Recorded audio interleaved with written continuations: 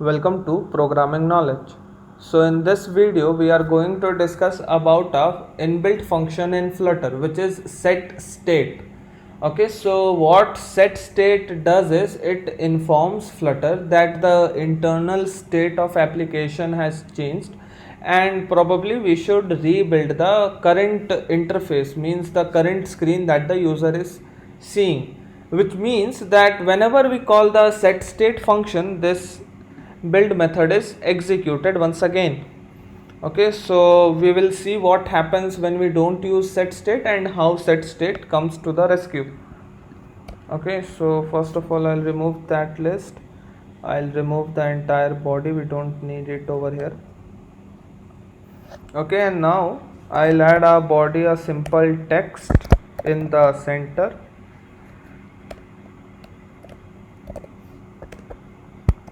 Child is a text, the text is count. Okay, so let's create a count variable over here, that is 0. Now I'll increase the size so that it is visible, so I'll add the style parameter. It takes a text style widget. Okay, and then over there we have font size. Okay, so I can make the font size 20. Now let's format it, save it, and you can see we can see a 0 in the center. Okay, so now what I am basically trying to do is whenever I click on this button, instead of printing fab pressed, the counter should increment. Okay, so this is exactly same as the starting project that we get when we create a Flutter app. Okay, so for that the simple process would be, we can keep this print statement. Okay, so the simple method would be, we can write count plus plus. Now let's save this.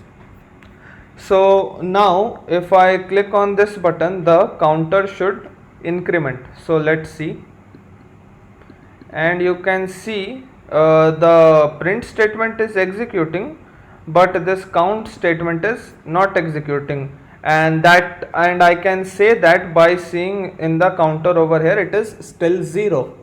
Okay, so now what happened over here was that the incrementing operation was done, but that is happening internally and it is not reflected on the screen. Okay, so this is when we use setState. Now what happened over here was that the value of count changed internally, but the interface has no response to it. So to get a expected response on the screen, we can use the setState method. So what I'll basically do is I'll simply write a setState over here. So now another thing, we can use setState only when we use a stateful widget. If we try using setState in a stateless widget, probably it will not work and give you some errors. Okay, so now over here what will happen, that as soon as the value of count will be changed, the setState method will be called, and that means, as I told you just now, that the build method will be called, and since the build method will be executed again, this center will be executed again, and then over here the new value of count can be seen.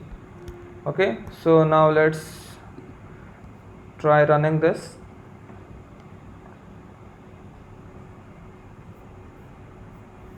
Okay, so now if I click on plus, you can see the value is changing over here.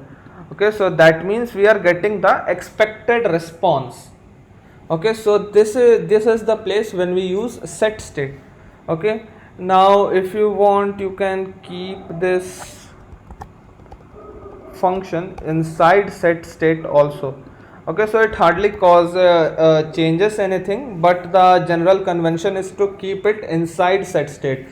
The factors which actually change the state of the application should be kept inside the setState method.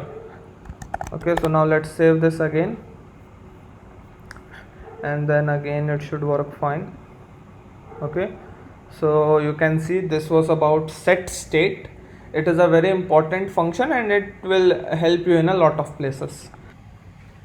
Okay, so the next method that we are going to discuss about, it is not a discussion but rather an overview. So the next method that we will see is the initState. Okay, so it is similar to like onStart that we have in Android, if anyone is coming from Android background. So what it basically does is it is generally used for initializing some controllers and parameters, some global keys that we have in Flutter. Okay, so you might not be knowing what is a controller, what is a global key in Flutter, but we will come to that later. Okay, so to initialize such things, we have a inbuilt function called initState.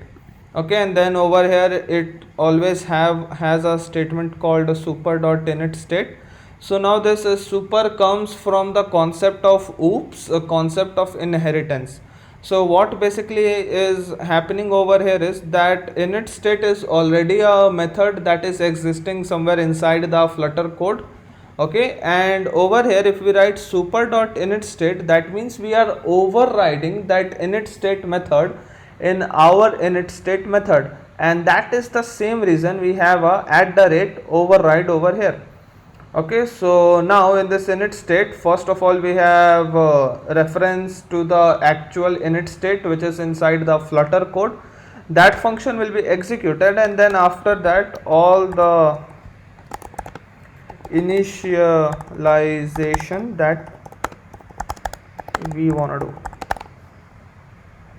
Okay, so over here only we deal with shared preferences, checking if a user has logged in previously, like we have the remember me feature. All those stuffs work with initState. Okay, so then the next method that I am going to discuss about is the dispose method. So it is similar to onStop method if you are coming from an Android background. Okay, so what it basically does is it is used for closing all the existing things, means disposing all the controllers, disposing all the global keys. Again we will discuss about controllers and global keys later, but since we are initializing them, it is kind of understood that it is necessary to dispose them as well. Okay, so for the same reason we have this dispose method over here. And now the trick part is that over here we, after this super statement, we write all the code, but in dispose we write all the code before the super statement.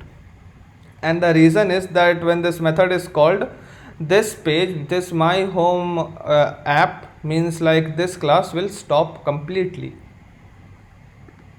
Okay, so I hope you understood about the three methods: initState, dispose and SetState. Okay, and you can always refer to the documentation for a detailed explanation and better understanding. Thank you.